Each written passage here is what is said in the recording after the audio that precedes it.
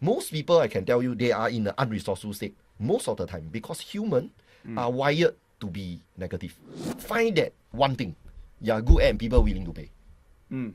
Or in that one thing and make it massive, make it huge.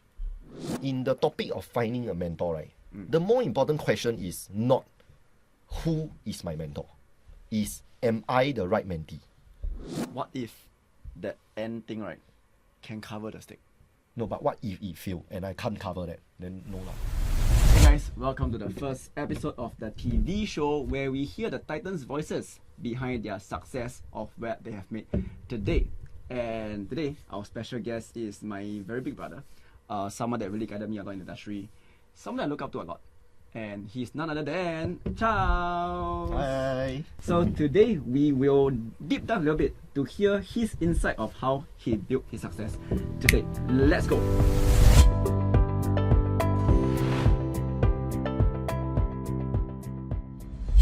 So bro, 听说 you 12 years in the business already. How have your success today 跟之前有的kind of success, right? How has it changed or evolved over time? Okay. So in the beginning, right, all I wanted to, right, was to make money. Right. Make as much money as possible. Right. To take care of my family, to take care of myself, to achieve financial freedom and financial security. So over the years, as I progress in this business, I do better and better each year. Yep. To a point, I started to slow down and I start to reflect about how I was spending my youth. Right, my 20s, right? Yeah, and then when I look back, right, I realized that all this achievement, all this success that I've achieved over the years, I was not just achieving success for myself, but I was also directly and indirectly, right, helping other people becoming successful. 这样讲欸 So because I build teams, Right. so in order for me to be successful, I need to build successful teams. In order to have successful teams, there need to be successful people inside the team. So I realized that all these years, actually, what I was really doing was I was helping people to become successful, directly or indirectly, right? So if I were to put it into one single liner, right, I would say I help ordinary people become extraordinary. Then I realized that, in my pursuit of this journey, in my pursuit of wealth, I also at the same time touch the life of many other people. Then I realized that, this is actually very purposeful. Yeah, the very thing I'm doing actually also enhance the life of the people around me. That's when I define my success very differently. So it went beyond just monetary value. Yes. Previously, it was like what achievement, that I achieved. That has defined my success when I was much younger. But after that, I define my success by how many people are successful in the team. Yeah. So that has changed. Is this gonna be 你的 how to say the core driving force forward? I think at this point in my life, it is. Yeah. In the future, I don't know. But at this point in my life, that is why I wake up to work every day. Yeah. It's like the number one is this. Right? If I see a new joiner come in, and I see this person after 1 year, they have a better life, they become a better version of themselves, they become a better person, then I think this is very meaningful. This is more than money. Yeah. Because at some point, right, money can only do so much. Right? Yeah. I mean, I have no aspirations at this point to buy a plane or anything, right? So I think what is really meaningful is this. And I think this business gives me the opportunity and platform to do that. Yeah. As you build your success from monetary to now inspiring people and turning ordinary people extraordinary, while pursuing, it's not a straight road, ma. You'll be thinking, wow, maybe this is not for me. Okay. So when was the turning point that made you decide this is for me? Okay. So I am someone that I believe very strongly in growth. Okay. Right. In this world, I feel that, I mean, for me, I need to have growth. I need to see myself grow year on year. And this business allow me to do that. So how do I benchmark my growth? So for example, when I first started, I need to learn how to talk better. I'm an introvert, by the way, so I need to learn how to talk better. Not only I need to learn how to talk better, I need to learn how to inspire people. I need to learn how to be a leader, how to influence people. So all these are difficult things that I have to overcome because these are skill sets that I do not possess initially. So as I go through this journey in this industry, in this business, I start to learn things that are uncomfortable to me, but very important in this world. Yeah. So then I realized that, yeah, it may be tough, but I'm becoming a better version of myself year on year because I'm learning a new skill. I'm gaining new knowledge. I am producing new results. So that becomes like a benchmark to make you realize that it can be done, like this for you can be done. Correct. And there's no limit to how much I can grow. Just like now, this is the first time I'm doing this. So this alone is an uncomfortable thing for me. Right. But because I'm in this industry, and also thankfully you invited me here, right? So I get to do this for my first time in my life. Yeah. So that is why I think this is for me. So the growth, the everlasting growth of like countless different opportunities that you won't be exposed to if it's not for this industry. Correct. Yeah. Maybe if I do another thing, I also will experience growth. Yep. But I feel that I experience exponential growth here. Growth outside and exponential growth here. Why? Okay, it depends. Because it depends on what. When I say outside, it depends on what I'm doing. Yeah. So if every morning I wake up at this time, I go to work at this time, I do this, then this, then I go back. Then tomorrow is the same. If I imagine myself in a situation, and for me to experience exponential growth in this kind of system or structure, could be harder lah. Unless I own self motivated 去学 after work, I still go and do a lot of things. But here, the job itself already, I learn a lot of things. Right. Yeah. Right. So the growth is much more expedited 这样子啊. Correct. Yeah. And more importantly, I control my time. Yeah. I decide what time I work. I decide what time I end. Usually it's very long hours, but I choose it. Yeah. But that flexibility of hours, at the start,会不会 like 怎样讲 abuse it? Because a bit like JC and Poly, right?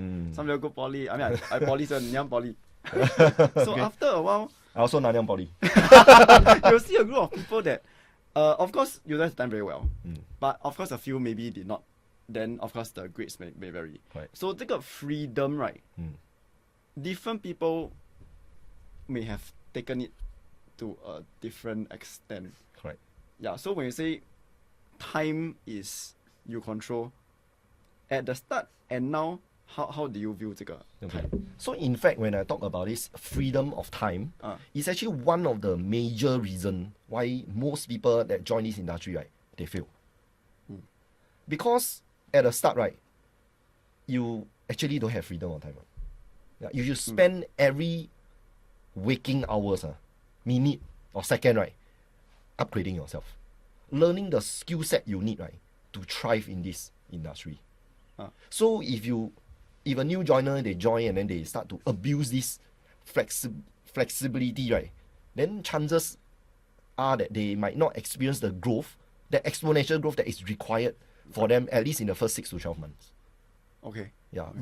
But as you become more established in this industry, you become more experienced, you have better skill set, better knowledge, then that is where you can enjoy the flexibility of time. Yeah. So if abused wrongly 就是吹掉了。yeah. Okay, so in this pursuit of success, right? And I think you have learned a lot of things throughout this journey. Were there something that you learned, but you wish that you actually learned this way earlier? Okay, so actually there's a lot. But if I were to point out one, it would be emotional management. Yeah. So one of the things that I feel that is one of the hardest thing to master in this lifetime is managing your emotion. So human got a lot of emotion, right? We got happiness, sadness, anger, jealousy, and so on and so forth, right? Disappointment and so on and so forth. So you see, emotions are mainly, for me, categorized into two different groups. Okay. The first group, I call them the resourceful states, Okay. where you are experiencing positive emotion like happiness, excitement, motivation. On the second group, I call them the unresourceful states. So they are emotions like anger, jealousy, disappointment, sadness, that kind. So most people, where are they? Most people, I can tell you, they are in the unresourceful state most of the time because humans are wired to be negative. Oh. We are wired to think negatively naturally. Oh. So to think positively most of the time, it is actually a muscle that you have to train. You have to consciously put yourself in this resourceful state. And then over time, it becomes a habit for you to feel positive, and over time become a habit for you to be in this resourceful state most of the time. So one of the things that I wish that I could have mastered earlier, like since I was child, I should have mastered it, right? was to have this knowledge of these two categories, and also develop the skill set and a habit, right? To put myself in a resourceful state most of the time. And whenever I fall into unresourceful state, I can quickly go back into a resourceful state. Because this is 100% in our control. What is not in our control is the events. Bad things can happen to your life. That is not in your control. Right. But managing your emotional state is 100% in your control. Managing your emotional state is 100% in your control. Is it? Yeah. I actually have a training on that. So if you're interested, come to my training. I will. Guys, sign the link below. Okay. As you said about this emotional management, and you wish you learned it earlier, were there an event where, due to not learning this, and you maybe made a mistake that you, damn, I should have not do it? They say, never talk when you're angry, never make a promise when you're happy. So when you cannot control your emotion, right, then chances are you get a lot of quarrel with your partner or spouse. Yeah. So back then, if I learned this, right, then maybe I can avoid a lot more quarrel with my partner. Happy wife, happy life. Yeah. Okay. Yeah. So, in business, in your pursuit of where you are today, what was the biggest mistake you actually made, right, that actually delayed your goal of what you wanted? Wow. Okay. So at the age of, I joined this business at 23. Okay. At 24, right, I actually ventured out of this business to start a few companies, right? Thinking that I want to be an entrepreneur, I want to run a business on my own. Of course, I have partners. And then I realized that, long story short, I realized that, wow, the journey of starting a business is really, really tough. It's physically, mentally, financially demanding. And I realized that as a business owner, you need to know a lot of things. You don't need to know very in-depth, but you need, for example, when I first started my business, I realized that, I need to be accountant. I'm also the admin, also the salesperson, everything. Also the manager. The director, everything. The director also me. Everything is me. Then I realized, actually really not easy. Yeah. However, I'm glad that I did it. Because I believe in this thing. Everything happens for a reason, right? So because I did that, right, I managed to also learn a lot of things. Okay. But if you ask me, it doesn't have to be that hard to learn all these things, right? You don't need to put yourself in such a difficult position to realize and learn all these things. Right. So one of the things is, I feel that this is one of the mistakes that I made. Because it cost me a lot of time. And it cost me money. And it's just a longer route, right? It's just a longer route. I could have learned from someone else. Right. Yeah, I could have just consulted someone, right? Find a mentor, right? But I say experience is your best teacher, was it? Correct lah. But if I have a mentor that tell me already, then I experience better than I just experience first. Oh, true. Get a step right, get a mentor first, then experience. Not the other way around, no? Right. Not experience, then get a mentor. Yeah. Right. Yeah. So if I can rewind time, I'll get a mentor first. Then I'll go to the experience. But mentor, I think today a lot of like people say, oh, this is my mentor, this is my mentor, this is my mentor. Correct. So how do you know who is the right mentor? How do you properly anchor this person as this is my mentor? This is a wonderful question. But I would like to change this question a little bit. Okay. So I think in the topic of finding a mentor, right, the more important question is not who is my mentor, is am I the right mentee? Because you see, why would anybody want to mentor me? What? For what? Right? If I want someone to mentor me, right, chances are, and very likely, this person is where I want to be, maybe 100 steps ahead of me, right? Right. That's why I want him to be my mentor. Right. So a lot of people want that, but they don't have. Because the question is, why would this person want to be your mentor? Why would this person want to invest his resources, like time, with you, like and share with you his experience? Why? He could have used his time spent with his family, go do things he like, then spend with me, right?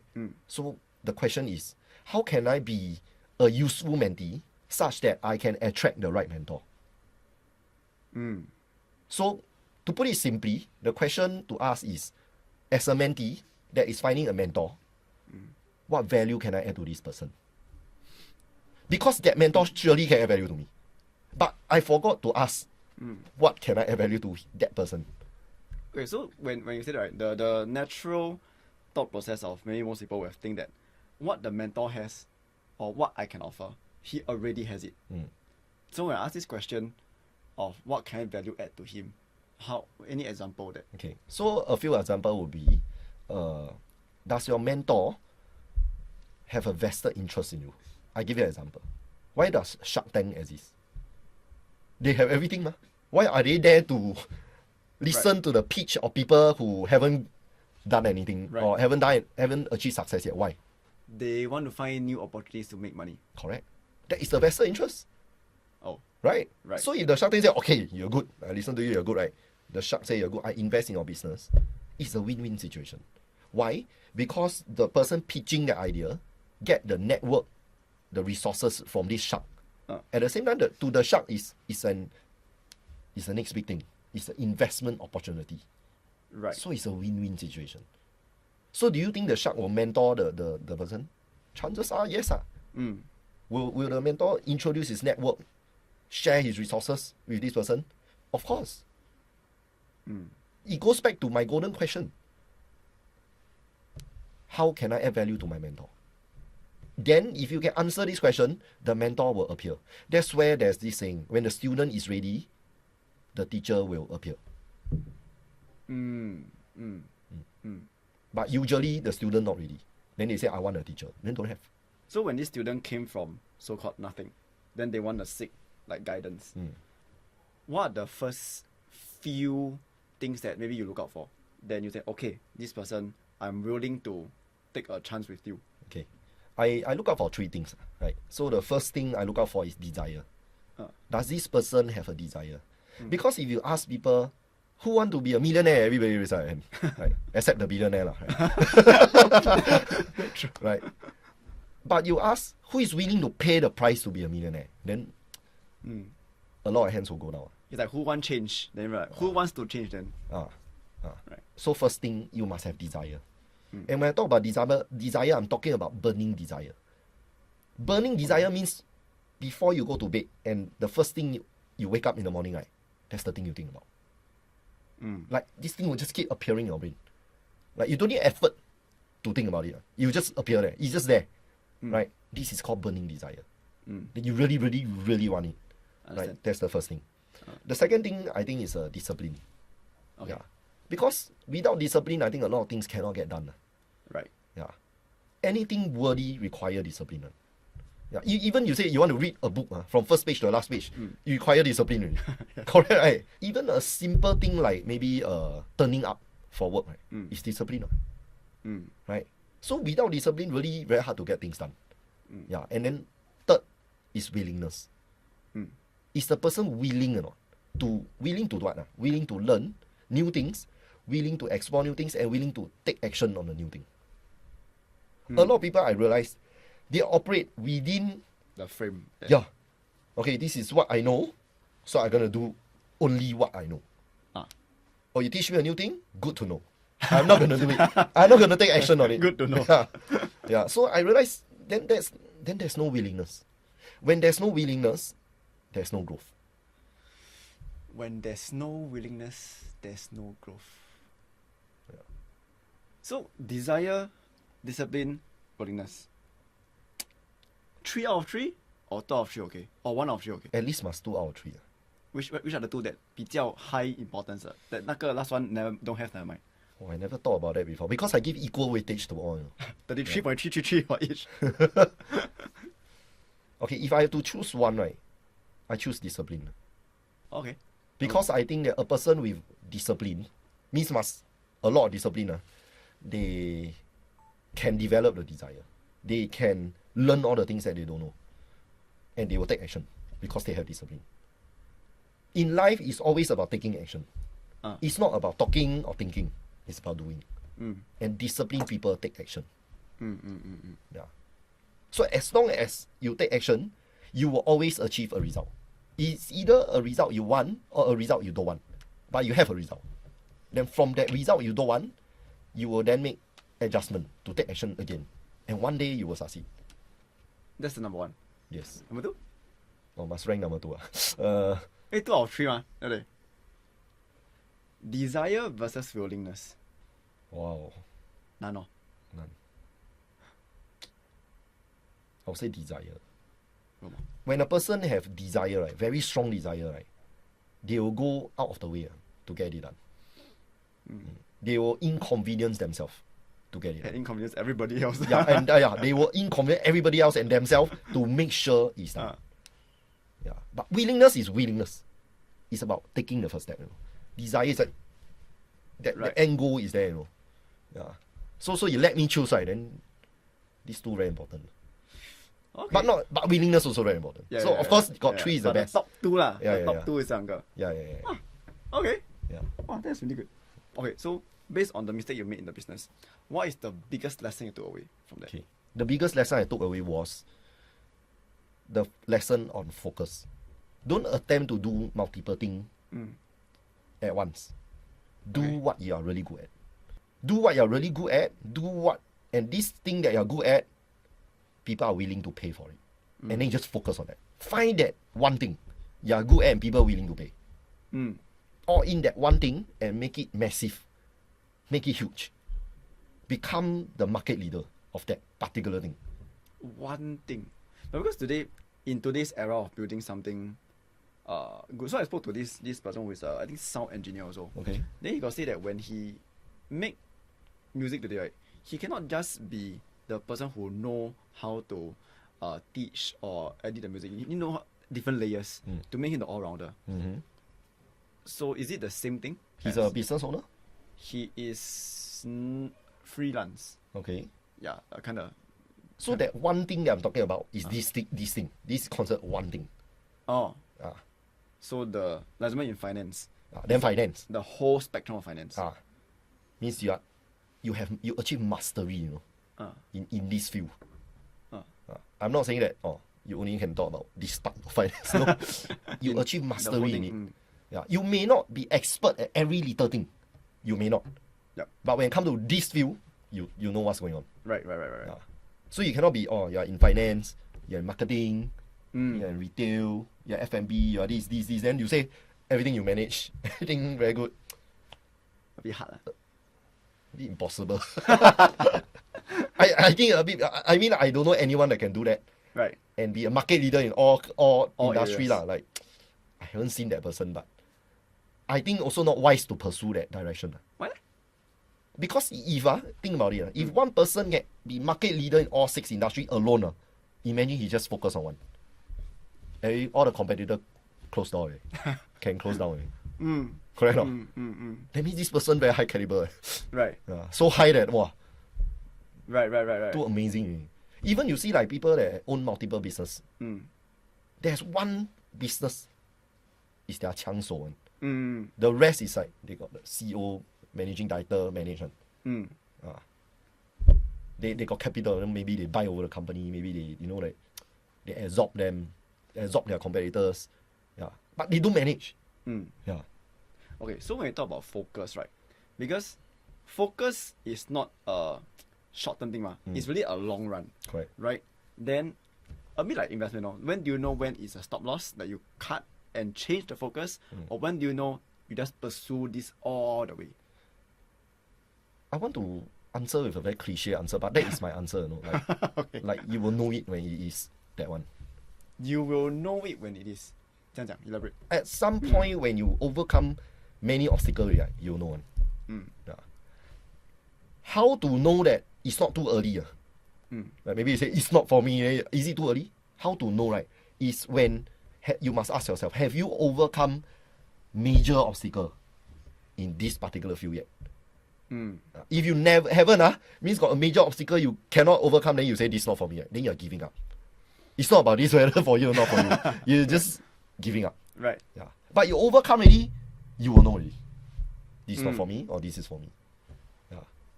So through the test of all these struggles and obstacles first. You can overcome something and say this is not for you. Right. But you haven't overcome yet, you cannot say this is not for you. It's just too difficult for you. Okay.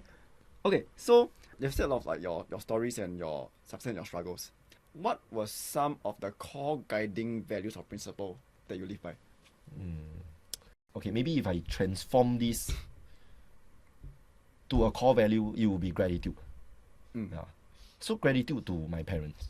Because without my parents, then there isn't me. Right? I feel that at some point, right, we cannot be working for ourselves.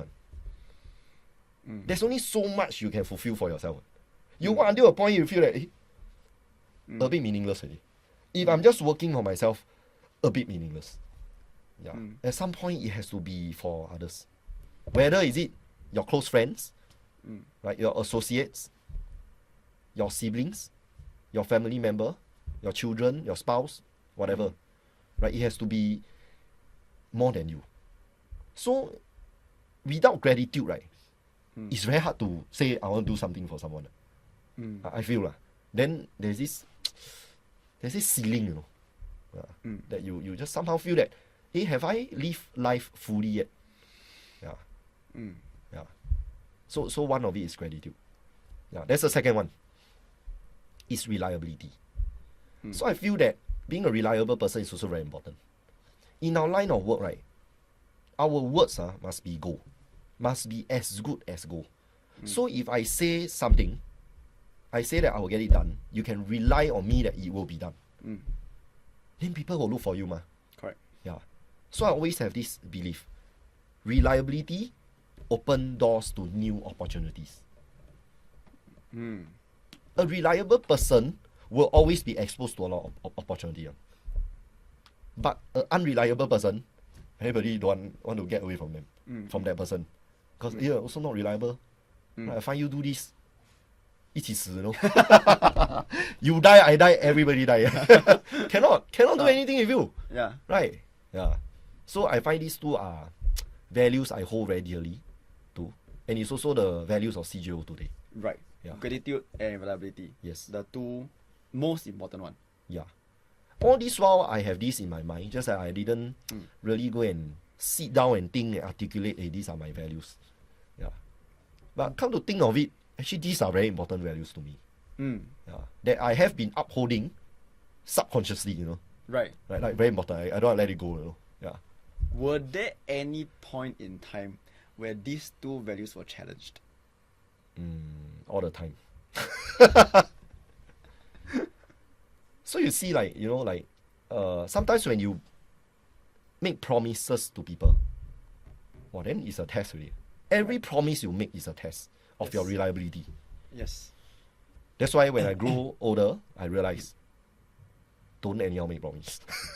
Say no to most things. Yeah. Then you don't need to keep giving yourself so many tests. Yeah. If not, it's just fulfilling task after task after task. Then, wow, it's like a headless chicken running around. So to me, I only say yes to things, right? That really matter. Yes, that really matters. Correct. Yeah. The others really, it's not about finding more things in your life. It's about reducing. Because things will come to you. You don't need to go and actively find new things. But you need to actively reduce the thing in your life. Only commit to things that matter. And that will be aligned to back to the values. Yeah. Back to the purpose also. But there a point in time where you don't over commit things or not say yes to certain things. But due to certain situations, somehow you said yes. You said yes, then say, should I have said yes? Have that happened before? Yes. And how did that affected you, or how did that turn out? So first of all, I think I will negotiate with the person. Hey bro, remember I promised you that, right? Can we do it at a later time? Or like maybe I will say, actually got someone better. Tai Chi redirect. But if cannot, then I'll do it. Yeah. Right. Yeah. But So you know, as you go through all these, right, you start to become smarter already to what you want to say yes and yes to. Right. Yes. So now I seldom have this. At the very beginning have very start. Very start have. When I was way younger, wow, anything also okay. Huh? Because I think Everybody say I very steady on. right. But this you very steady is very expensive. Very hard to fulfill this very steady. Right, because I realized that I think as people, even as myself, as I move up, we start to say yes to a lot of things. And it's a very thin line to say this is a good opportunity or bad one. Sometimes it's very thin.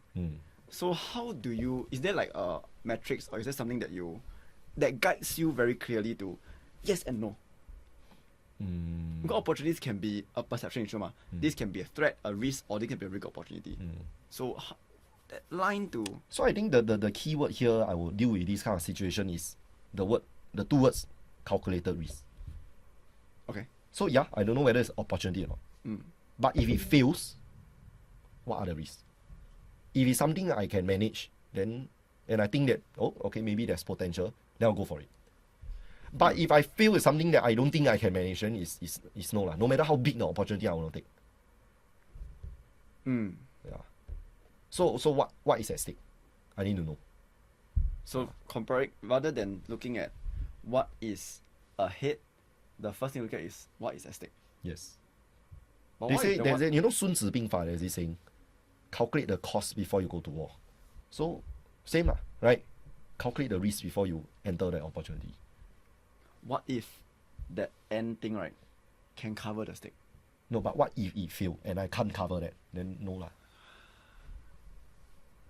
Always calculate the cost first before you advance. I mean, that's for me. Right.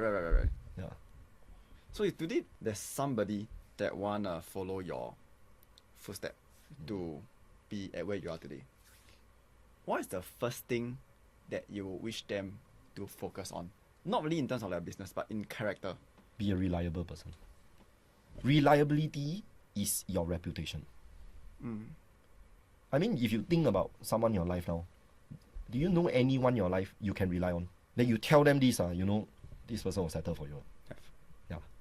So if today you have opportunity, would you want this guy on board? Yeah. You will. Yeah. So, like I said earlier, if you focus on becoming a reliable person, opportunities will come your way. Because people will give you opportunity. Because that guy that want to give you opportunity also needs you. So it's win-win. It goes back to what I said about the mentor-mentee thing, right? Right. Yeah, it goes back. So the first thing that to focus on is to become a reliable person. Mean what you say, and then do what you say. Is there something you find that is hard to find in today's, Okay, I won't use the word hard, but then not everyone has it in them. A lot of people, the words are cheap. Yeah, they just say only. Saying without action behind, right, is a disrespect to the person that you're talking to. I feel. 100%. And it affects your credibility, your reputation, and your future opportunity. So if there's one thing a young person want to work on, I think is to become a reliable person.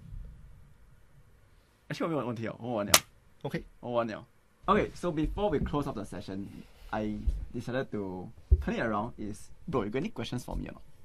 Yeah. What is your 3-year goal? 不要啦。3-year goal 啊 ，my 3-year goal 啊，哇，这个会不会太 deep 啊 ？Is to live a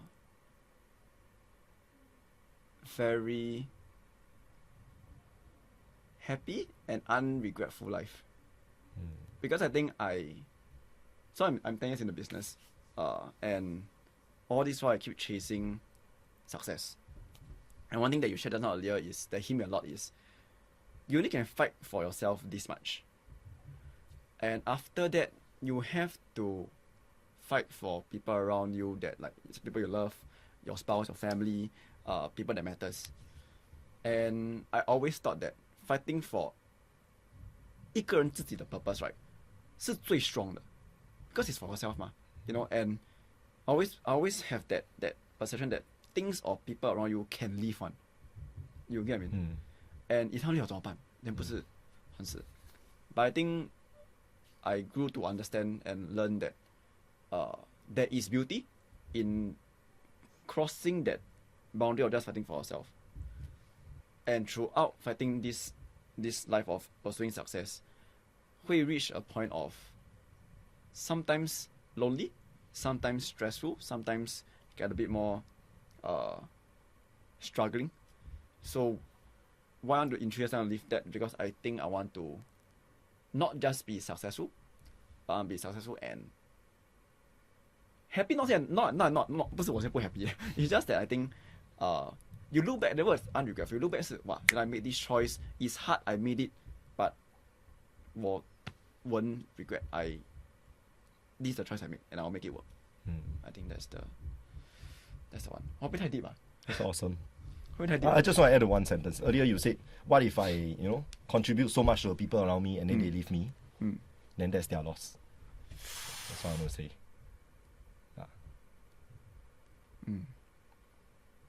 That's something that I will always, I'll remember from today. Awesome. That's deep. Okay, so that's all we have today, our session with Charles. Thank you once again for your time. And if you guys want to have any more questions you want to ask, you can put in the comments below. We see we can answer them together. And if not, I'll see you in the next episode. Remember to like, share, and subscribe. And I'll see you next time. Bye. Bye.